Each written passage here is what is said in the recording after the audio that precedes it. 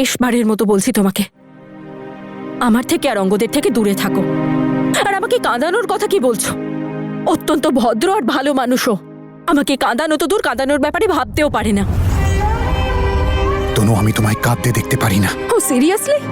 কোন অধিকারে, কোন মুখে তুমি এই কথা বলছো বীর? কারণ আমার লাইফে আমায় সবচেয়ে বেশি যে কাঁদিয়েছে সে তুমি। তনু, আমি জানি আমি যা করেছি অন্যায় করেছি এবং তার জন্য আমি লজ্জিত এবং সব সময় থাকবো। কিন্তু তোমায় যদি কেউ কাঁদায় আর কষ্ট দেয় সেটা আমি সহ্য করবো না। কোন অধিকারে বলছো বীর? কোন অধিকারে বলছো এসব কথা? কারণ সব অধিকার সেই দিনই শেষ হয়ে গেছিল যেদিন আমরা কোর্টে গেছিলাম একসাথে। তার মানে ডিভোর্স পেপারে সাইন করার পর তোমার আর আমার সমস্ত কানেকশন শেষ। কানেকশন? কিসের কানেকশন বীর? কোন কানেকশনের কথা বলছো তুমি? কারণ কানেকশন তো তোমার তরফ থেকে ছিলই না। যেটুকু কানেকশন ছিল সেটুকু শুধু আমার তরফ থেকে।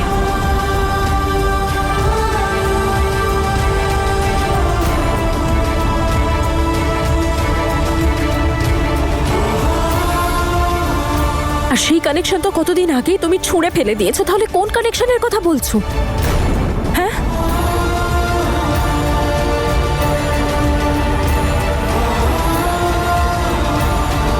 এনিওয়েজ, যা হয়ে গেছে তা হয়ে গেছে। আজকের পর থেকে আমার আর আমার লাইফের থেকে দূরে থাকো। হাত জোড় করে বলছি।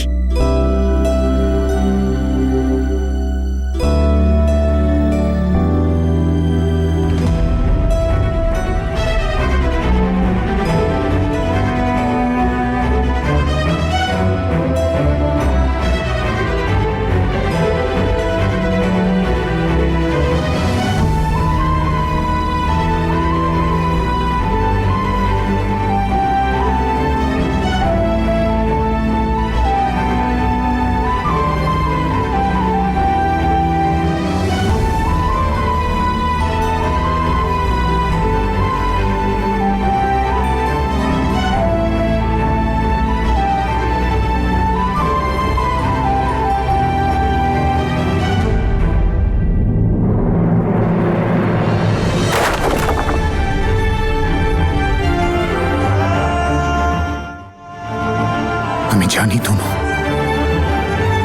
আমি কখনো বলিনি তোমাকে, কিন্তু আজ মানছি যে আমি তোমার কেয়ার করি, ভীষণ কেয়ার করি।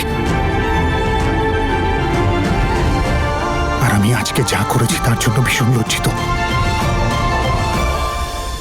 কিন্তু অঙ্গদ যদি না কাঁদায় তাহলে কি? কারণ তোর আশেপাশে তনু ম্যাডামকে হার্ট করার অনেকেই আছে। তনু ম্যাডামকে নিয়ে যদি এতই চিন্তা হয় তাহলে ওনাকে গিয়ে জিজ্ঞাসা কর, যত ওনার আশেপাশে কাউকে গিয়ে জিজ্ঞাসা কর।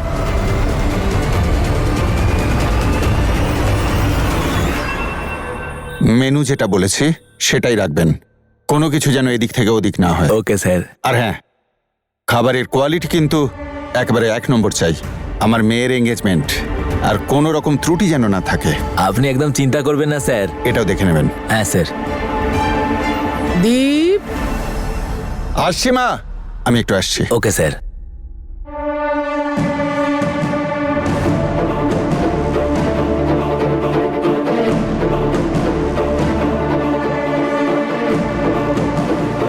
আচ্ছা, গোলাপ জামুনে তো ঠিকই দেয়নি কেন?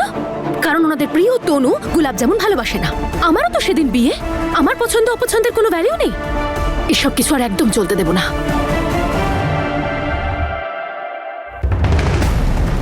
বীর, আরে কি হয়েছে বীর?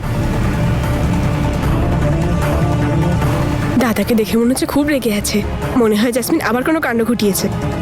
আমার তো খুব মজা লাগছে। আই উইশ ওদের বিয়েটাই যেন ভেঙে যায়। তোর মুখে ফুল চন্দন।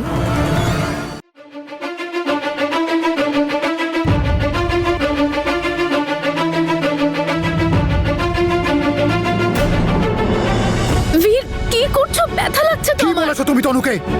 বীর, ছাড়ো না আমাকে প্লিজ। আমি কেন কিছু বলতে যাব? ছাড়ো। কিছু না কিছু তো বলেছো তুমি, না হলেও কাঁদবে কেন? বীর, আমার ব্যথা করছে। কি? প্রথমে যেটা জিজ্ঞেস করেছি সেটার উত্তর দাও। ও, তাহলে এই ব্যাপার। তোমাকে নালিশ করেছে তাই রিঅ্যাক্ট করছো? কেঁদে কেঁদে সবাইকে বলছে তাই না? আরে জেসমিন, কোন জগতে থাকো তুমি? ও তো তোমার কথা ভাবেও না, আর তুমি সারাক্ষণ ওর ব্যাপারে আজে বাজে ফোন দিয়ে আটো।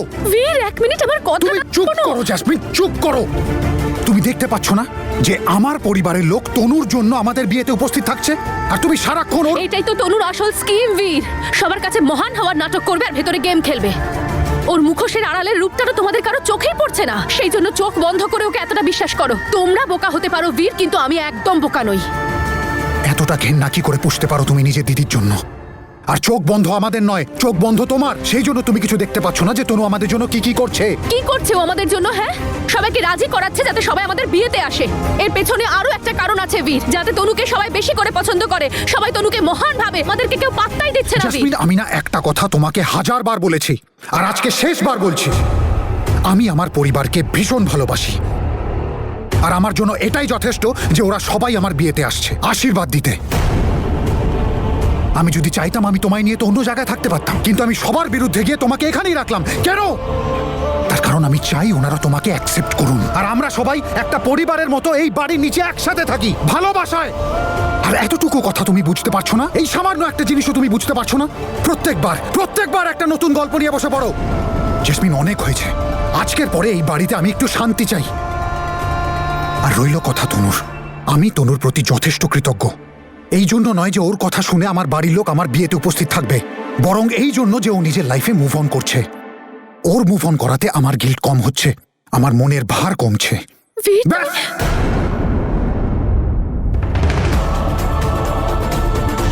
আজকের পর আমি এই বিষয়ে আর কোনো কথা শুনতে চাই না।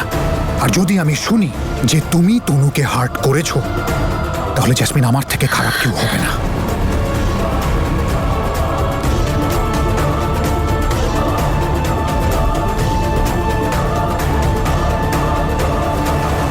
আর আমি যদি এরকম করি তাহলে তাহলে কি করবে তুমি?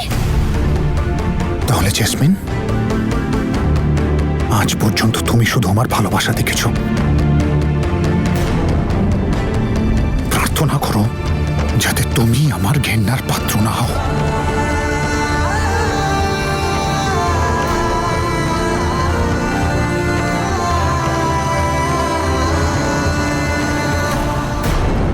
তুই আমাকে সবার থেকে দূরে করে দিলি, তাই তো তনু? আমার ফ্যামিলি, বীরের ফ্যামিলি। আর এখন তুই চেষ্টা করছিস বীরের চোখেও আমাকে ছোট করে দিতে। খুব অন্যায় করছিস তুই তনু। এই সব কিছুর শাস্তি তোকে একদিন পেতেই হবে। হ্যাঁ, আজ সন্ধ্যের মধ্যে কিন্তু আমার সব ফাইলস চাই, বুঝেছেন? বাকি ডিটেলস আমি একাডেমি পৌঁছে জানাচ্ছি, ওকে? মা, যদি কোনো খাবার থেকে থাকে একটু প্যাক করে দাও, আমার আজকে আসতে লেট হবে। এগুলো প্যাক করা। আরে বাহ, এত সব খাবার কোন খুশিতে? আরে বাহ, তোর সময় এবার বদলাবে রে তনু। লস্যি খাওয়ার অভ্যাসটা করেই ফেল। মানে? হ্যাঁ, এটা তো ভালোই হলো। ওর সকালবেলা চা খাওয়ার অভ্যেস নেই, আর তোরও নেই। কার কথা বলছো তোমরা সবাই? আরে আমরা হবু জামাইয়ের কথা বলছি। ও তো লস্যি পছন্দ করে। হ্যাঁ মা, পরোটাও খুব ভালোবাসে, তাই তো আমি নানা রকম পরোটা বানিয়েছি। আলু দিয়ে, কপি দিয়ে, পেঁয়াজ দিয়ে, পনির দিয়ে। খুব ভালো করেছো। বাবা, অঙ্গদ আসবে নাকি? হ্যাঁ রে মা, আমরা ইনভাইট করেছি। ওই অ্যারেঞ্জমেন্ট নিয়ে একটু কথা বলার ছিল। ঠিক করেছি না মা? আমরা ভাবলাম একবার জেনে নি ওর কাছে যে ওর পছন্দ অপছন্দটা। এই অঙ্গদ আবার ওভার অ্যাক্টিং এর জন্য সব প্ল্যান নষ্ট না করে দেয়। এই দেখ মা, কত গিফট এনেছে আমাদের জন্যে। এই দেখ, এই সালোয়ারটা আমার জন্য। আর এইটা মা মেজো ছেলের জন্য এনেছে ও, আর এটা ছোট ছেলের জন্য। আর এই দেখ, আমার হাঁটুর জন্য তেল এনেছে। মনে হচ্ছে টরন্টো আর ভ্যাঙ্কুভারের নতুন জামা খুব পছন্দ হয়েছে। ভালোই তো মানাচ্ছে। তোমার পাজলটা পছন্দ হয়েছে গুরু? হ্যাঁ, আমার তো খুব পছন্দ হয়েছে আমার গেমটা, আর আমি তো পুরোটাই সলভ করে ফেলবো। Proud of you. Very important for a sharp mind. Tanu madam, good morning. কেমন লাগলো গিফট? তনু দিদি, এই দেখো টরন্টো আর ভ্যাঙ্কুভারের শীতের নতুন শাল। ভেরি গুড, যা ভিতরে যা, আমার কিছু কথা আছে। দেখতে পাচ্ছেন কালারটা কি সুন্দর মানিয়েছে একদম। দেখুন না একবার। আপনি এটাও জানেন ওদের কি পছন্দ? Partnership madam, partnership. যেটা আমার পার্টনারের পছন্দ, পার্টনারের ফ্যামিলির পছন্দ, সেটাই আমার পছন্দ। বাচ্চাদের জন্য পাজল ভীষণ ভালো জিনিস। কি হচ্ছে এসব? এত রাগ। টরন্টো দাদা, ইনি তো তোমার ছোটবেলাকার বান্ধবী। ছোটবেলা থেকেই বদরাগী নাকি আমাকে দেখে রাগ চড়ে গেছে? কি হচ্ছে এইসব? কি কি বলুন না তনু ম্যাডাম। এইভাবে সবার জন্য গিফটস আনা, আপনি জানেন তো আমরা অ্যাক্টিং করছি, নাটক করছি। প্লিজ এইসব করার আপনার একদম দরকার নেই অঙ্গদ। তনু ম্যাডাম সব সময় বদরাগী মুড নিয়ে কেন থাকেন? দেখুন রিসার্চে পাওয়া গেছে এত বদরাগ শরীরের জন্য ভালো না। আরে আমার তো আত্মা কেঁপে ওঠে, আমি খুব সেনসিটিভ না। দেখুন এই ভরা যৌবনে যদি অ্যাটাক হয়ে যায় তাহলে আমি তো একেবারে। আমি মজা করছি না। ইয়ার কি তো আমিও মারছি না তনু ম্যাডাম।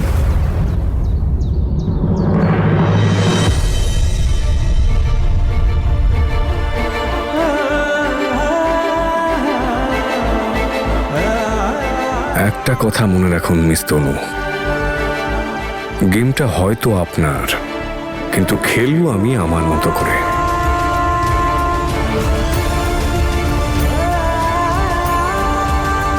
আপনাকে হয়তো অনেক কারণেই পছন্দ হতে পারে আমার, কিন্তু সবচেয়ে ইম্পর্টেন্ট কারণ হলো আপনার ফ্যামিলি। এই দেখুন না, এই অ্যাক্টিংটা করতে গিয়ে আমি একটা কিউট সুন্দর ফ্যামিলিও পেয়ে গেলাম।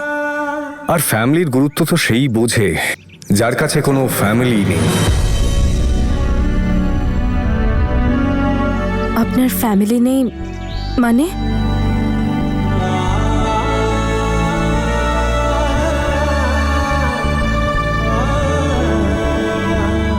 আপনি ওই দিন আমাকে বলছিলেন না যে আপনি আমার সম্বন্ধে বেশি কিছু জানেন না? এখন আপনি আমার সবচেয়ে ইম্পর্টেন্ট জিনিসটা জেনে ফেলেছেন। আমার এই পৃথিবীতে কেউ নেই, একদম একা। আপনার পেরেন্টস? যখন 12 বছরের ছিলাম একটা প্লেন ক্র্যাশে মা বাবা দুজনেই। I am sorry Angad. আপনার কোনো ভাই বোন নেই? আরে কেউ নেই, বাবা মায়ের এক পিসি ছিলাম আর এখন একদম একা। কিছু দূরের আত্মীয় আছে যারা দূরেই ঠিক আছে, দাদু দিদা লন্ডনে, ওখানে গেলেই দেখা করে আসি ব্যাস। তো এর মানে হলো আপনি একাই থাকেন? একদম একা, ফ্রি বয়। কিন্তু তনু ম্যাডাম আপনার ওপর আমি রেগে আছি, আপনি আমার মন ভেঙে দিয়েছেন। Sorry Angad. You should be. কিন্তু আমি এমন কি করলাম? কি করেছেন কি করেননি সেটা জিজ্ঞেস করুন। বাড়ির ভেতরে আমার উড বি ফেক শাশুড়ি মা গরম গরম পরোটা বানিয়েছেন ওপরে ঘি দিয়ে, সেগুলো না খেয়ে আমি এখানে আপনার সঙ্গে সিরিয়াস কথা বলে যাচ্ছি তখন থেকে। নট ডান তনু ম্যাডাম, একটা কাজ করা যায়, আপনাকে এবং আপনার প্রশ্নকে লাঞ্চে ইনভাইট করছি। আপনারও চিন্তা দূর হয়ে যাবে আর প্রশ্নগুলোরও। কি বলেন আপনি? লাঞ্চ তাহলে ডান ম্যাডাম। তাহলে আজ আপনার জন্য লাঞ্চ বানাবে আপনার ফেক ফিয়ন্সে।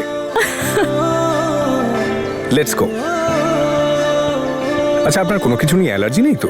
দেখা গেল আপনার পেটের ভেতরেও গুড় গুড় গুরু গুড় গুরু নেই তো? না। আচ্ছা